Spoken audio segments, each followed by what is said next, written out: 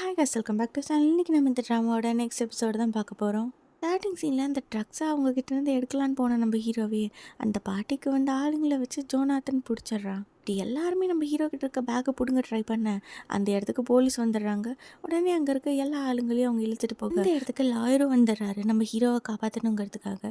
இப்படி நம்ம ஹீரோ அடிபட்டு கிடக்கிறது போலீஸும் நோட்டீஸ் பண்ணி அவர்கிட்ட வரலான்னு ட்ரை பண்ண அதுக்குள்ளார நம்ம லாயர் வந்து நம்ம ஹீரோவை காப்பாற்றிடுறாங்க. இப்போ அங்கேருந்து தப்பிச்சு அவங்க டெலிபோர்ட் ஆக்கி வேற ஒரு இடத்துல விழுகு. இங்கே வேற டைம் ஆச்சு அப்படின்னு சொல்லி நம்ம ஹீரோ அவசரமாக கிளம்ப ட்ரை பண்ண அப்போ லாயர் வந்து நம்ம ஹீரோட சொல்கிறாங்க, என்னோட எக்ஸ்பென்சிவான சூட் இப்படி கிழிஞ்சிருக்கு பாரு, நீ உன் மாமனார் மாமியாரை வேற மீட் பண்ண போற அப்படின்னு சொல்லி ரெண்டு பேரும் கிழிஞ்சதெல்லாம் பின் போட்டு சரி நம்ம ஹீரோவும் இப்போ அந்த ரெஸ்டாரண்ட்டுக்கு வேகம் ஓடி வர யாரோ அவங்களோட டோரை வந்து ஓப்பன் பண்ணுறாங்க. ஹீரோவா இருக்குன்னு பார்த்தா அந்த இடத்துக்கு போலீஸ் வந்திருக்காங்க. கங்சங்கும் நீங்கள் அவனை ஒரு கேஸ் சம்மந்தமாக நாங்கள் விசாரிக்கணும் அப்படின்னு சொல்ல அவனை 2 நாளாக காணும். நானே கம்ப்ளைண்ட் பண்ணலான்னு நினச்சேன். அவன் மக்களுக்கு நல்லது பண்ணுறதா நினச்சி நிறைய தப்பு பண்ணிட்டு இருக்கான். அவன் கண்டிப்பாக என்கிட்ட மாட்ட போகிறான்.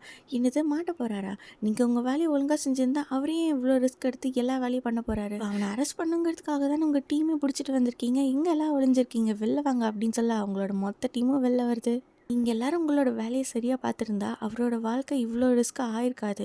இப்போ நீங்கள் அவரே அரெஸ்ட் பண்ண வந்திருக்கீங்க அப்படின்னு சொல்லி நம்ம ஹீரோயின் ஃபீல் பண்ணிட்டு இருக்கா. அந்த இடத்துக்கு நம்ம ஹீரோ வந்துடுறாங்க. இப்போ அங்கே கட் பண்ண அடுத்த சீன் நம்ம லாயரையும் பன்மியும் தான் காட்டுறாங்க. கொஞ்சம் ரிலாக்ஸ் பண்ணிக்கலாம் அப்படின்னு சொல்லி அவங்க வீட்டில் போய் ரெஸ்ட் எடுக்க அந்த நேரம் பார்த்து ஜோஆனா அங்கே வராங்க. நம்ம பன்மி அவங்கள அட்டாக் பண்ண ட்ரை பண்ண பின்னாடி அவங்க ஆள் நம்ம பன்மி தலையில் கன்னை வச்சுருக்காங்க. இப்போ அங்கே கட் பண்ண அடுத்த சீன் நம்ம ஹீரோவை போலீஸ் ஆஃபீஸர் வந்து விசாரிச்சுட்டு இருக்காங்க.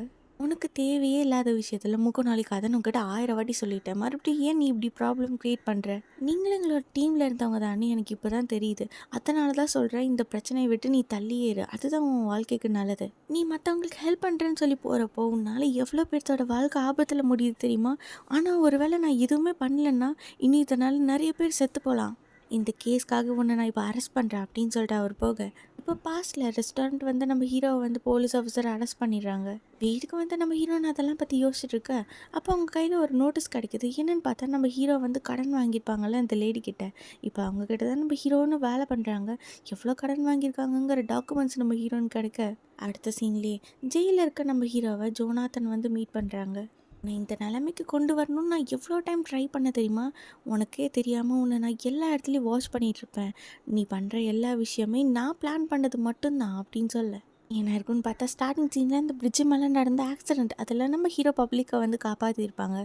அதுக்கப்புறம் அந்த கிளப்பில் நடந்த ட்ரக்ஸ் இது எல்லாமே ஜோனாத்தனோட பிளான் தான்.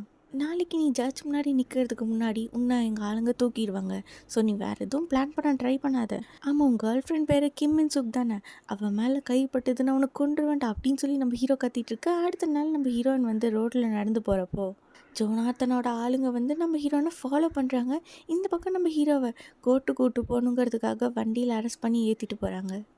இப்படி அந்த வண்டி போலீஸ் ஸ்டேஷனை தாண்டினதும் நம்ம ஹீரோ வந்து உள்ளே இருக்க ஆஃபீஸர்ஸ் எல்லாம் அடித்து எஸ்கேப் ஆக ட்ரை பண்ணுறாரு.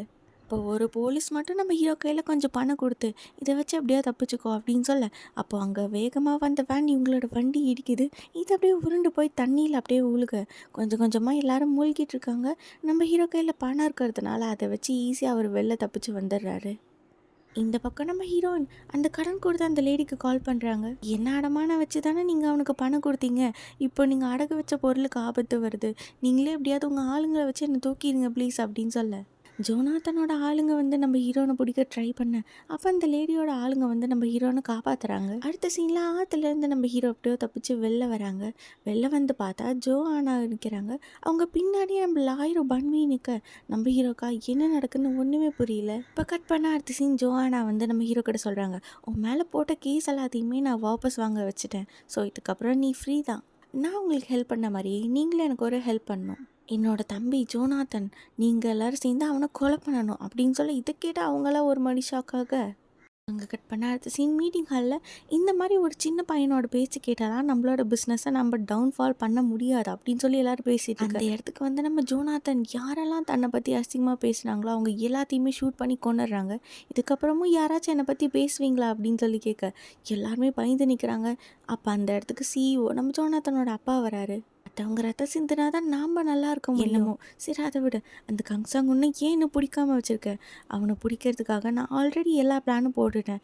இந்த வாட்டி அவனால் என்கிட்டருந்து தப்பிக்கவே முடியாது அப்படின்னு நம்ம ஜோனாத்தன் சொல்ல அடுத்த சீன்லேயே ஜோஆனா வந்து சொல்கிறாங்க, என்னோட அப்பா நான் கலெக்ட் பண்ண இந்த சூப்பர் பவர்ஸ் எல்லாத்தையுமே அவரோட ப்ரைவேட் பேங்க்கில் வச்சுருக்காங்க. இப்போ எனக்காக நீங்கள் எல்லாரும் சேர்ந்து அந்த சீரமை திருடிட்டு வரணும். நாம் எப்படி இவ்வளோ நம்புறது அப்படின்னு நம்ம ஹீரோ கேட்க, நீங்கள் என்ன நம்ப வேண்டாம். நீங்கள் ஒரு வேளை கண்டுபிடிச்ச அந்த பவர்ஸை நீங்களே கூட வச்சுக்கலாம். எனக்கு ஒன்றும் பிரச்சனை இல்லை. என்னோட தம்பி மட்டும் என்னோட லைஃப்பை விட்டு போயிட்டானா திரும்ப என்னோட இடத்துக்கே நான் போயிடுவேன். இது வந்து ஒரு ப்ரைவேட் பேங்க். இது நீங்கள் ஈஸியாலாம் உள்ளே போக முடியாது. ஏன்னா ஃபுல்லாக அவங்களோட ஆளுங்க தான் இருப்பாங்க.